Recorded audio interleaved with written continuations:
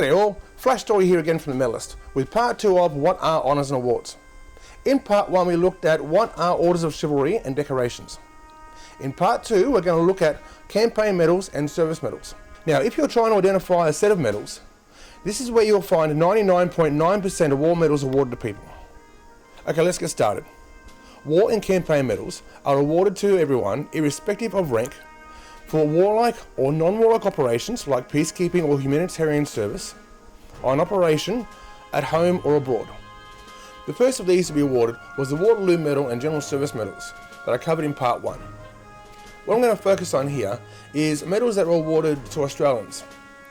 Having said that, for the first part of this, up until 1973, all of these medals were also awarded to all Commonwealth nations. Pre-1914.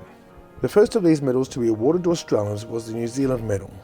It was awarded to survivors of service in New Zealand to put down the Maori resistance between 1845 and 1847.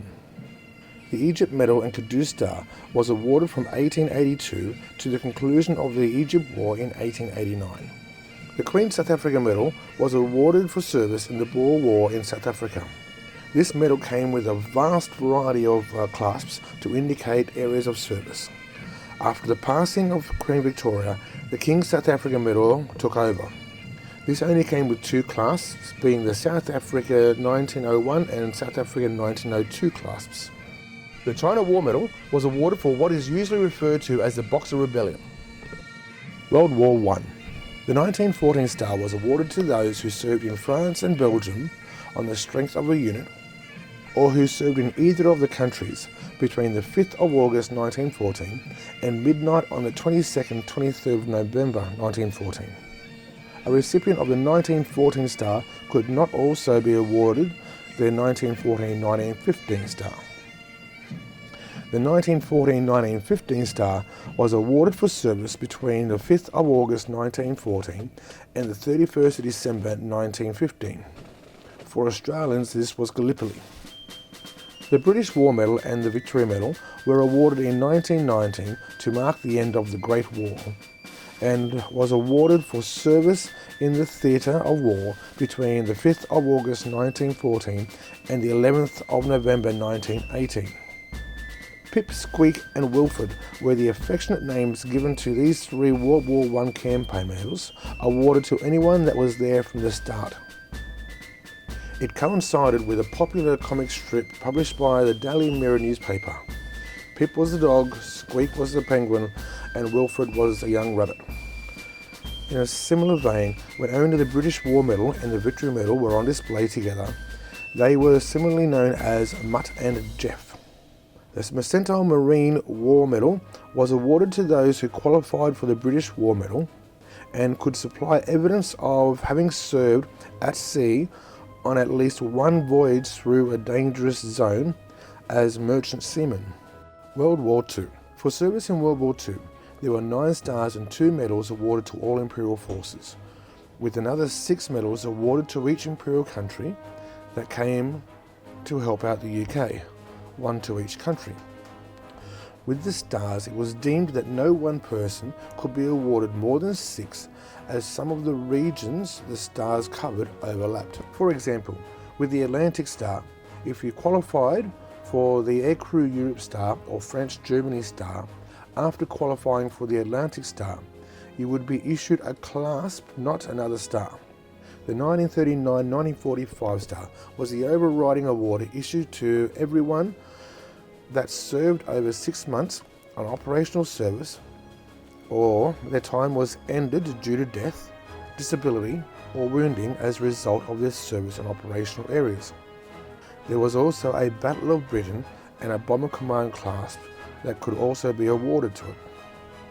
Now, with the rest of these stars, I'm not going to go into great detail about them, as their name pretty much explains what they were awarded for.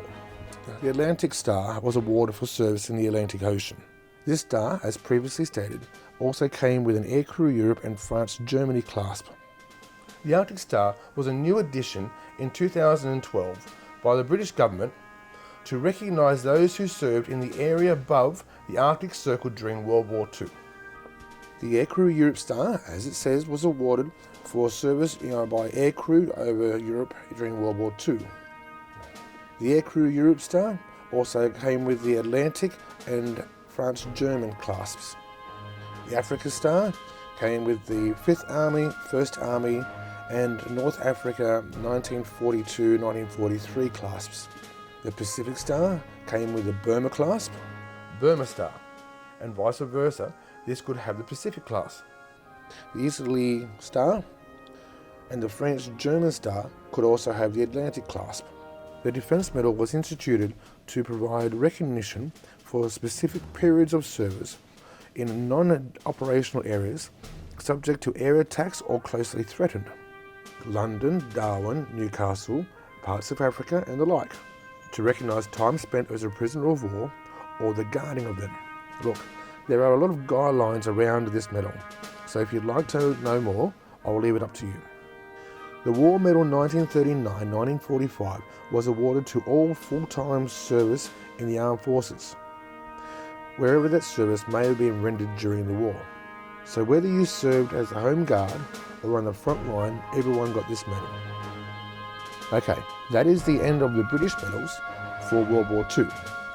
However, the King saw fit to award a separate medal to each of the Commonwealth nations that came to help. The Australian Service Medal 1939-1945 had the same requirements for awarding as the War Medal, but only for Australians. The equivalent medal to this for other countries was the Canadian Volunteer Service Medal, the New Zealand Service Medal, Indian Service Medal, African Service Medal, and South Rhodesian Medal for World War II. The next period of service is post-World War II up to the end of Vietnam. Now with all these medals, their order of wear in the medal set is fixed in time. However, in this group, we have 3 medals which are generally called floating medals. They're called General Service Medals. These are medals that were awarded for minor warlike operations that did not link up with any of the major conflicts. Therefore, depending on the time of which you were awarded the medal and the clasps, denoted where they went in order in your set. I have included them in this group as this was a time period that they were most commonly awarded. The first of these is the Navy General Service Medal 1915 to 1962. Was awarded on the 6th of August 1915 for service in minor warlike operations. As is the case with the other General Service Medals, the Navy General Service Medal is always awarded with a clasp denoting the area of operation. Subsequent service is recognised by the award of further clasps to be worn on the original medal. The General Service Medal 1914 to 1962 is the same as the Navy General Service Medal, but for the Air Force and Army. Then the General Service Medal 1962 plus replaced both of them. The Australian Active Service Medal 1945 to 1975 was approved by the Queen in 1997. It may be awarded for all service in or in connection with all prescribed operations in the period commencing on the 3rd of September 1945 until the 13th of February 1975. And there is a clasp awarded for each warlike operations. It is a uniquely Australian award and is not awarded to foreign personnel. The Australian Service Medal 1945 to 1975 was also approved to recognise non-warlike operations during this period. The Korean Medal was awarded for the Korean War along with the United Nations Korean Medal. The Vietnam Medal was awarded for the Vietnam War along with the Republic of Vietnam Campaign Medal. In 1993, the government established the Vietnam Logistics and Support Medal for personnel who had served in Vietnam for short periods of time in support of the Australian operation and had not received any recognition for their service. The Australian General Service Medal for Korea was approved in 2009. This was awarded for 30 days of service while participating in operations in South Korea in the period commencing on the 28th of July 1953 and ending at the end of the 19th of April 1956. The Pinjat Jasa Malaysia Medal was awarded by the Government of Malaysia and offered to all personnel of all nations who served in the Malaya Peninsula or in Malaysia in operations during the Malaysian emergency and the Indonesian confrontation from the 31st of August 1959 till the 12th of August 1966. Now, I mentioned in part 1 about mentioning dispatches being worn on the campaign medal or primary war medal. As you can see in this slide, these are the mentioned dispatches being displayed on the relevant medals.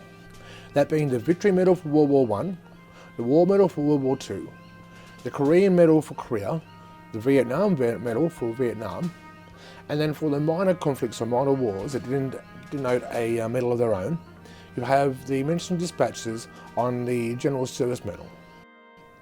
Campaign medals from 1975 to 2012.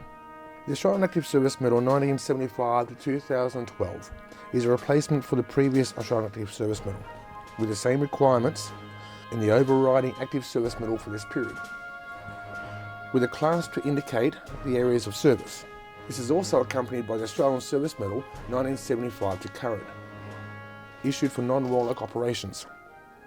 Now, although the Australian Active Service Medal had ceased, this one is still current because operations with the United Nations, like Sinai, are still going, and therefore this medal is still remaining current and being issued to them till this day. Next, we have our campaign medals. The Interfet Medal was awarded in 1999 when the Australians led the international force that saw the removal of the occupying Indonesian power from the former Portuguese territory of East Timor. This medal was then replaced in 2000 by the United Nations Medal for East Timor, then was replaced in 2006 by the Timor-Leste Solidarity Medal, these both being foreign. Then we have the Afghanistan Campaign Medal and the Iraq Campaign Medal for service in these two periods during the 2000s. The Rhodesian Medal was issued to Commonwealth personnel who served in Rhodesia to keep the peace during the ceasefire period 1st December 1979 until the 20th of March 1980. Other foreign medals that were commonly awarded to Australians were the Multinational Force and Observer Medal, awarded for Sinai, and that's still being awarded today, and a NATO Medal, North Atlantic Treaty Organisation Medal, with ISAF class awarded for Afghanistan, 2012 to current. Now, these are the common medals awarded to Australian service members up until around about 2020. The Australian Operational Service Medal was approved by the Queen in 2012. The OSM replaced the existing AASM, ASM and all campaign medals for operations declared after the date of establishment of the OSM. A lot of people, including myself, were not happy with this, as they have effectively taken the AASM, ASM, Afghan and Iraq medals off us and replaced them with only one. Also, although it is a nice medal, there is now only one medal that will be awarded for all operations, with a different ribbon for different areas. So far there are only 4 different ribbons, however I do know there are a few more coming out. One for border protection, protecting the north of Australia's borders. For the Greater Middle East region, this is a broad medal to cover the whole region. One for special operations, and one for defence civilians who serve on operation, and it has a series of clasps for each operation. There are also a number of foreign medals, like the United Nations Medal for Afghanistan and the Philippines Military Merit Medal. And that's the end of the campaign medals up to 2020. The act of issuing medals to celebrate the coronation and jubilees of the British monarchs was first introduced in 1897 by Queen Victoria. Jubilee Medal 1897, issued to commemorate Queen Victoria's Diamond Jubilee. Coronation Medal 1902, to recognise the coronation of King Edward VII. Coronation Medal 1911, the coronation of King George V. Jubilee Medal 1935, to celebrate the Silver Jubilee of King George V. Coronation Medal 1937, the coronation of King George VI. Coronation Medal 1953, the coronation of Queen Elizabeth II. Jubilee Medal 1977, to celebrate the Silver Jubilee of Queen Elizabeth II. Golden Jubilee Medal 2002, to celebrate the Golden Jubilee of Queen Elizabeth II. Diamond Jubilee 2012, to celebrate the Diamond Jubilee of Queen Elizabeth II. And in 2022, there will be a Jubilee medal for her Platinum Jubilee. A system of long service medals was instituted in 1830 to recognise long and distinguished service by serving members. Depending on what service you served in, and whether it was full-time or part-time, determined what medal you were awarded. The Meritorious Service Medal was originally established in 1845 as a British decoration to award Army warrant officers and sergeants for long and meritorious service. Eligibility was extended in 1895 to local permanent forces in various parts of the British Empire, including Australia. The qualifying period for this was 18 years in the full-time forces. Now here's where we get extravagant with our names. The Permanent Forces of the Empire Beyond the Seas, a Long Service and Good Conduct Medal. The Permanent Forces of the Empire Beyond the Seas, Long Service and Good Conduct Medal was instigated in 1909 and awarded to warrant officers, NCOs and men of the Permanent Military Forces of the Commonwealth who had completed 18 years exemplary service. Now what that means is the Long Service and Good Conduct Medal means that in that time of 18 years you couldn't stuff up or get charged, or your time may start again, or you may lose that year. This medal replaced the earlier Colonial Long Service and Good Conduct Medal, and then it itself was replaced by these next three: the Royal Navy Long Service and Good Conduct Medal, the Long Service and Good Conduct Medal Army, and the Royal Air Force Long Service and Good Conduct Medal. These three medals represent 18 years of long service and good conduct in their respective service. The Royal Air Force Meritorious Service Medal was awarded for valuable service in the field of operation in actual flying service. The medal was replaced by the British Empire Medal, Imperial Long Service Medals, Reserve, Volunteer and Cadets. These are all the long service medals awarded for reserve and volunteer service from 1892. I'm not going to go into all of their criteria, as most of them are the same, being between 12 and 20 years of service, but decorations go to officers and medals go to workers. The last of these is for adult instructors of school cadets. You have the Volunteer Officers Decoration, Volunteer Long Service Medal, Colonial Auxiliary Forces Officers Decoration, Colonial Auxiliary Forces Long Service Medal, Efficiency Decoration, Efficiency Medal, Air Efficiency Award, Royal Navy Reserve Decoration, Royal Navy Volunteer Reserve Decoration, Royal Navy Reserve Long Service and Good Conduct Medal, Royal Navy Volunteer Reserve Long Service and Good Conduct Medal, Royal Fleet Reserve Long Service and Good Conduct Medal, and Cadet Forces Medal. Well, with 19 medals in place to recognise all the military long service, and I haven't even covered the police or the emergency services yet. It was, and still is in the UK, an overly complicated system. In 1975, the Australian Honours and Awards System introduced the National Medal to cover all long service of 15 years for not only the Defence Force, but the emergency services and police. The period for the National Medal is 15 years service, with class awarded for each additional 10 years of service. For the first time, service of regular officers of the ADF could be recognised by a long service award. Previously, only officers of various reserve elements of the ADF, or those with significant other rank of service, were eligible for such awards. In 1982, it was deemed that the military was in a different category than that of the emergency services, and therefore should have their own long service medal. So there were 3 medals made. The Defence Force Service Medal was awarded to all full-time members for 15 years of full-time service, with a class awarded for each additional 5 years. Then you had the Reserve Force Decoration awarded to officers, and the Reserve Force Medal awarded to soldiers, with an additional clasp awarded for every 5 years. Now the problem with this was, if you went from full-time to reserves, or vice versa, you could only carry 3 years of service across to your other medal. This meant that if you did 11 years full-time and went to the reserves, it could take you 22 years to achieve your first long service medal. Therefore, in 1998, they amalgamated all 3 medals into the Defence Long Service Medal to cover all categories of service of 15 years, with clasps awarded for every additional 5 years. Now, when the National Medal first came out, it was given the nickname of the Parramatta Medal, due to the colours of its ribbon being the same colours as the Parramatta football team. Subsequently, the other 4 medals, having the same colour of ribbon, also acquired the same nickname. So if you're getting your medals mounted, don't tell the medal, I got the Parramatta Medal, because there's 5 of them.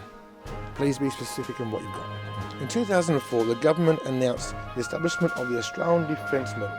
This medal is designed to recognise the service of all members of the ADF in peacetime and war, and is awarded to those who complete a qualifying period, regular or reserve, since the 3rd of September 1945. It is classified as a service medal and distinct from the other long service awards. When it first came out, I got mine for 6 years, but now it's awarded for 4 years, which is the completion of your enlistment contract.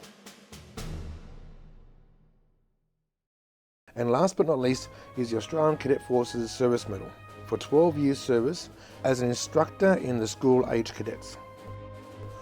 Emergency services and non-defence. There is also a set of decorations and medals to recognise service in the government and emergency services.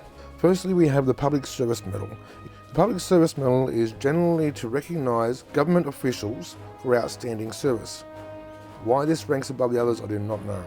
Then there are other decorations for each of the emergency services to recognise them for distinguished service. Police, fire, ambulance, State Emergency Service and St John's Ambulance. Now, the Order of St John's should have been listed with the other orders of chivalry, as it goes all the way to Knight Dame. But I had to draw the line somewhere, and because there is also 2 long service medals associated with it, I put it here. Then you also have the Australian Antarctic Medal, recognising distinguished and outstanding service in the Antarctic region. Now we have the Emergency Services Overseas Service Medals.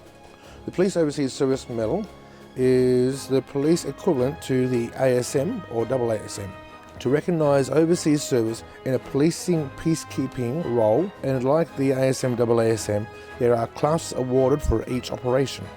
The Humanitarian Overseas Service Medal is to recognise people who help out in natural disasters like tsunamis and earthquakes in other countries. And the National Emergency Medal is for the same things, but in Australia.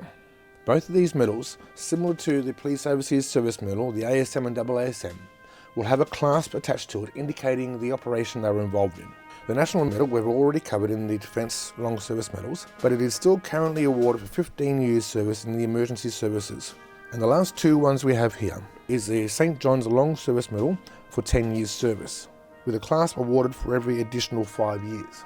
Now, this one here is the very first Ultra Long Service Medal. It's the St John's Ultra Long Service Medal for 50 years service plus. Because people are living longer these days and are able to serve longer, they've had to bring out an Ultra Long Service Medal. And with this one, for 50 years of service, replaces the previous one with a clasp awarded for each additional 5 years. And so far it covers up to 70 years of service. Skills at Arms Awards.